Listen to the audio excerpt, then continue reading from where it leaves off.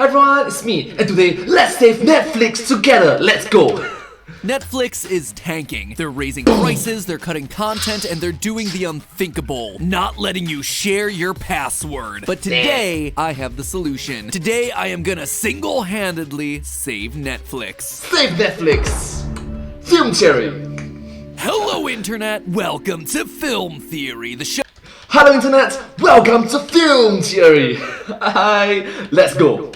That puts the I in binge. If you haven't seen it in the news by now, Netflix is in trouble. The beloved video rental service has actually lost subscribers for the first time ever in its history, and as a result, its stock price has plummeted down into the pooper, setting it to the lowest it's been in nearly 5 years. It is a bloodbath. Now, as the film theory guy, I've spent a lot of time on Netflix binging their shows. I went frame by frame through Squid Game, I love me some Stranger Things, I aspire to be a judge on Nailed It, and I strongly consider Inside Job to be the new Rick and Morty. Heck, I even watched and rewatched Sabrina the Teenage Witch to search for signs of Mephisto. It's not Mephisto!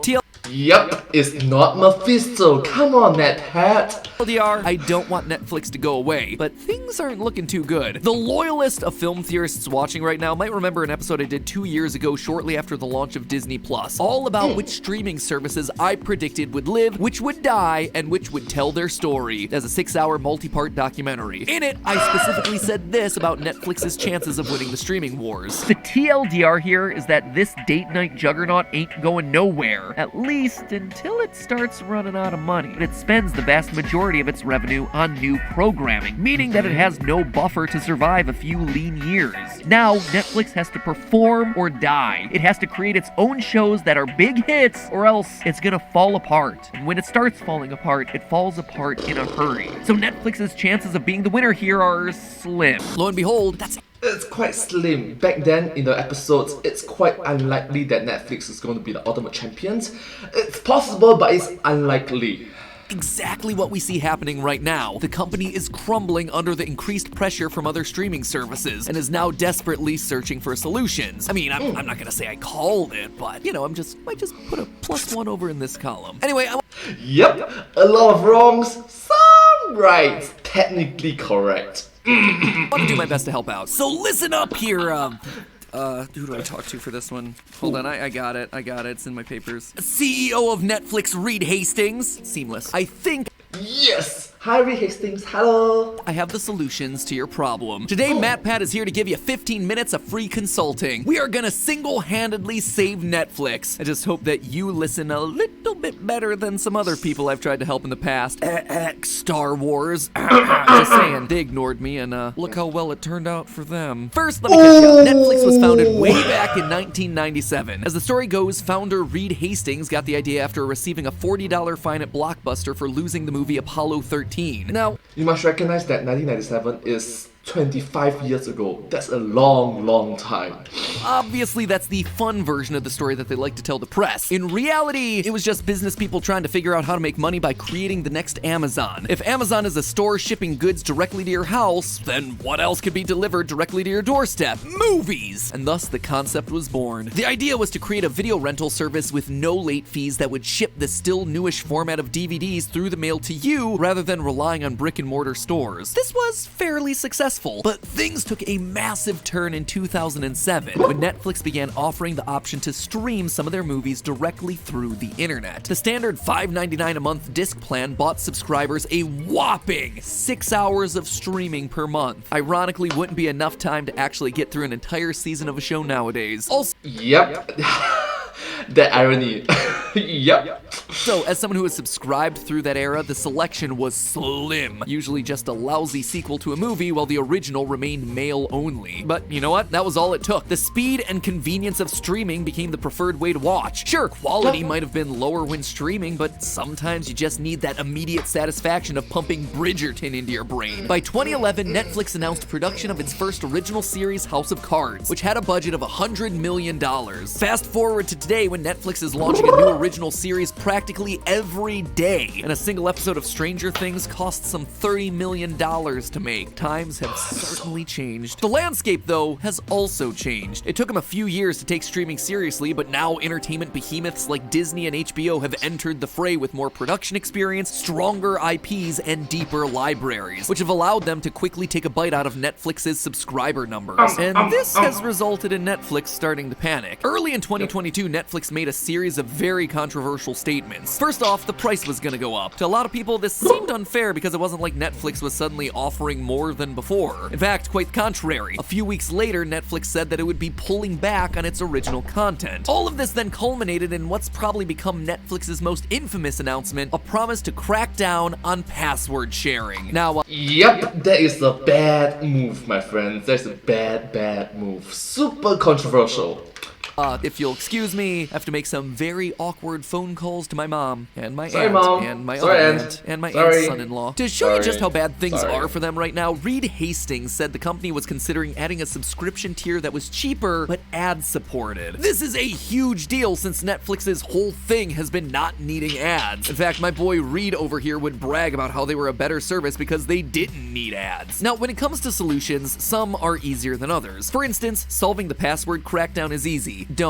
Just don't do it. For almost 15 years now, people have been freely sharing their Netflix passwords. Cracking down now is not the thing that's gonna save you. Password sharing isn't a bug for Netflix, it's a feature. Lots of people think that $10 a month is too much for standard definition quality considering how much they use Netflix, But if they split among their families and friends, now that's quite beneficial for everyone, right? don't mind chipping in with a group of their friends. Heck, with a group of 3 people, everyone can pay $4 a month and you get high definition content. If Netflix plans to keep increasing its prices regardless of the reason, password sharing is the thing that's going to protect them from any negative backlash. Plus, changing your Netflix password on an X is a surprisingly satisfying power move. Just saying, while it might seem like an attractive way to quickly boost the numbers back up, it's a short-term gain at best, as it gets people to question whether they really need this service at all. And case in point, bad PR is bad PR. Yeah. Leaves a pretty negative taste in people's mouths for anyone who decides to stick around. It's a move that looks and feels desperate. But let's actually talk about those price increases, shall we? Netflix could have blamed the price increase on the worldwide inflation, but instead they went and said this, quote, "We're updating our prices so that we can continue to offer a wide variety of quality entertainment options." So in Netflix's own words, it's the content that's killing them. Except that they also announced that they're cutting back on original content. This implies that original content is becoming far more expensive to make. And yeah, that actually tracks. Amazon Prime just created the most expensive show in TV history, The Lord of the Rings, The Rings of Power, which cost an astounding $465 million to make. That is Oh my gosh, that is nearly $1 billion. Okay, sorry, that is nearly $500 million. Gosh. over $100 million more than the budget of Avengers Endgame. Disney What? Plus spent a reported $225 million on WandaVision, and as I mentioned, the final season of Stranger Things is coming in at roughly $270 million. But the problem isn't the cost, it's what you're doing with the shows once you've spent all that money making them. You ever wonder why I became the analytics guy over here on YouTube? Not only was it because I was a math nerd and I just like numbers, but it was also because these episodes took so darn long to make. 100 hours all by myself with a full-time job to boot. I needed to make sure that each episode I managed to finish got as many views as possible and could last until my next upload. And the analytics helped me figure out how to wring every last view out of each video that I produced. And Netflix, you're sloppy about this. You see, there are three main types of promotional media: owned media, paid media, and earned media. Owned media is the promotion that you get from the things that you own. Your YouTube channel, your website, whatever. In the case of Netflix, that big rotating banner when you first log in, that's probably the best owned media that they have because everyone who logs in sees it. Paid media is the extra promotion that you get from paying people. TV commercials, ads, influencer campaigns. And let's be honest, Netflix has been mismanaging both of these forms of media for a while now. Did anyone actually see the Cuphead show when it launched? Because I was excited about it, but I actively had to dig in order to find it on Netflix. Same thing with Arcane, which Netflix says that I have a 97% match for. My friend Colleen, Miranda Sings, literally had a show on Netflix, Haters Back Off, and I had to double check the day that it launched because I didn't see any promotion for it. Alright, that's pretty awkward if you think about it. It's like, have you watched my new show? It's like, yeah, Definitely. Are all failures of owned and paid media. And honestly, it makes sense. When you're launching a new series almost every day, you only have so much promotional budget to go around, so much screen real estate to dedicate to a thumbnail. But that's your problem. You're paying for the content, but you're not promoting it in a way that guarantees that it gets seen by the people who want to see it. It's like if Mr. Beast spent millions of dollars on his Squid Game video and then made a title and thumbnail that looked like this. If you the thumbnail really does.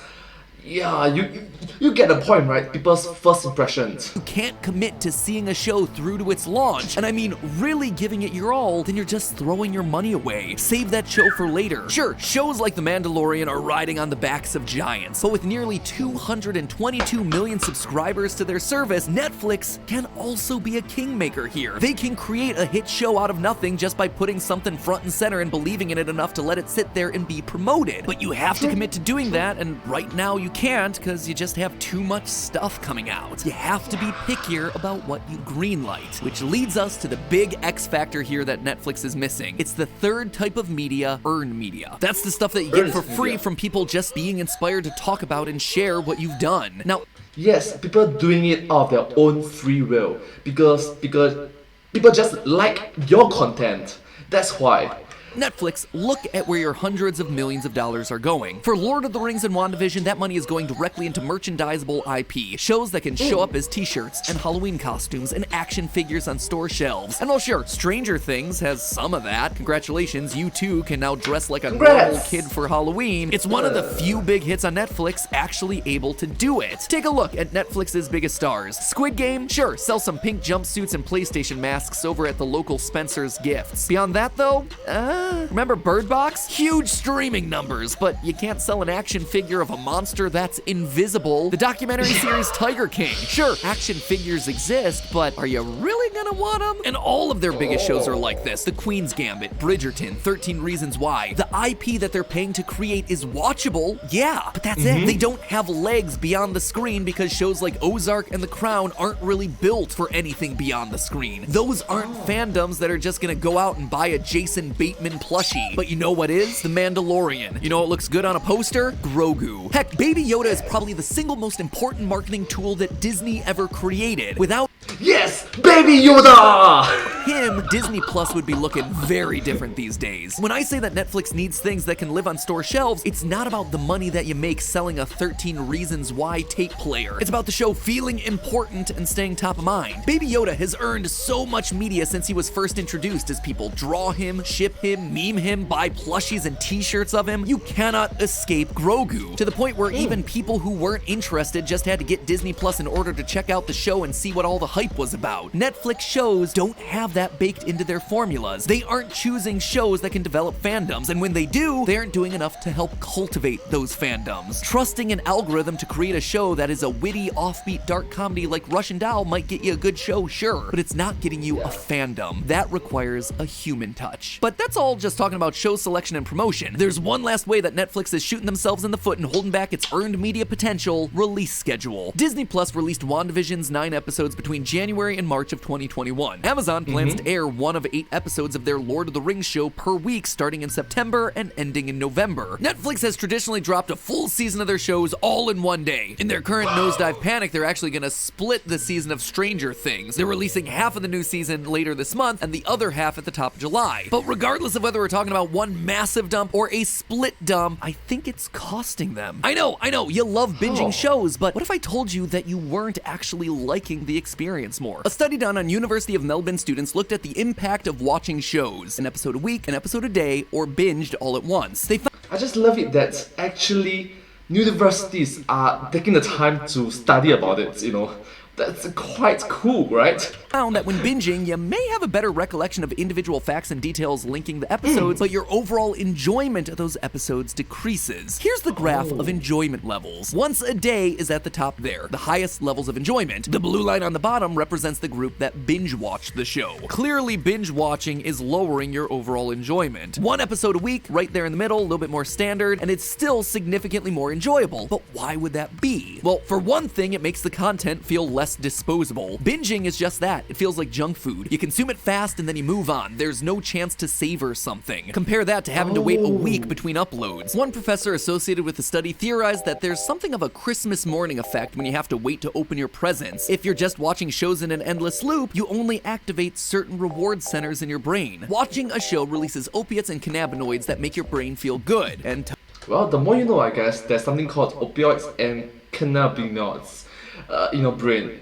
The more you know, I guess, the more you know. Tell you to do it again. But opiates and cannabinoids don't represent the entirety of positive hormones in your brain. Anticipatory chemicals such as dopamine get you excited for things to come. Without dopamine! those reactions, the binge watchers miss out on a large portion of the viewing experience. They don't get time to consider the possible twists, the lingering mysteries, fantasize about possible endings. And while the study doesn't consider this, the bingers in a real-world scenario would be missing out on all the social interactions with their friends. You're cutting out your earned media potential at the knees. I mean, just look at this channel. Film Theory alone was able to put out 3 different WandaVision theories during its run, as each week offered a chance to speculate. But Stranger Things, when everything is out there all at once, ready to consume, the best I can do is maybe guess about the next season? The end result is that Netflix gets short spikes of interest, but then a quick loss of interest. Spreading out the release schedule is practically free marketing for any decent show. It's also gonna lower the cost of making new productions because suddenly you need fewer of them. Netflix was somewhat infamous for greenlighting lots and lots of shows to fill its schedule. I don't know. 5 of my friends got Netflix deals. Knowing that its fans are binging through its content, Netflix felt a pressure to deliver new content on a constant basis. After all, Squid Game only kept me watching Netflix for about 9 hours. What am I gonna do with the other 721 hours in a month? Think critically about my life choices? Pfft, I'd rather die. If they No, don't do that. Come on, don't do that. Let's be responsible about our lives. Thank you so much. Thank you. spread Squid Game out over 3 months, though, I could fill my time between episodes theorizing about what happens next, who the old guy really is, who was behind it all. That would mean that Netflix suddenly doesn't need to bring out as much content to keep people hooked on their platform. Each customer only needs to gravitate to one show every 3 months, and that is a huge difference. A slower release schedule allows Netflix more time to focus on individual projects, freeing up both budget and promotional space to create fewer but better shows, and then using all of your powers to promote them and ensure that they're winners, rather than being shuffled off the big front page banner the next day when yet another season of The Circle launches. The time between episodes would allow theorists and other fans to engage with the content, create free advertisement, enhance the experience for the fans, and all. That's right. Build a strong community and earn media. Yeah. All of it improves user experience, as that study showed. To me, it seems like an obvious choice. It's an easy decision that shouldn't take an enormous amount of time and resources to implement, but could save the company untold millions while also making their customers happier. Then, hopefully Netflix won't be losing their users anymore, and won't have to worry about silly things like cracking down on password sharing. Like I said, I really don't want to have that talk with my Nana. But hey, Sorry. That's just a theory. A film theory. And cut. Well, anyways, thank you all so much for watching this video. Netflix in space! But anyways, I hope you find this video very educational, and I hope you learned something new from this video. If you do like this video, please remember to like, share, and subscribe to my channel, and comment down below if you have anything to share with us. Don't forget to follow my channel. I hope to see you all in my next video. Once again, it is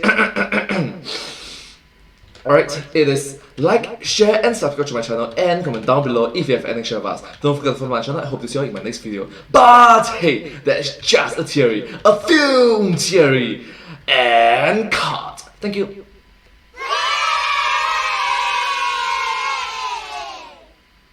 And I hope to see you all in my next video. Bye bye. Sorry. Bye. Subscribe.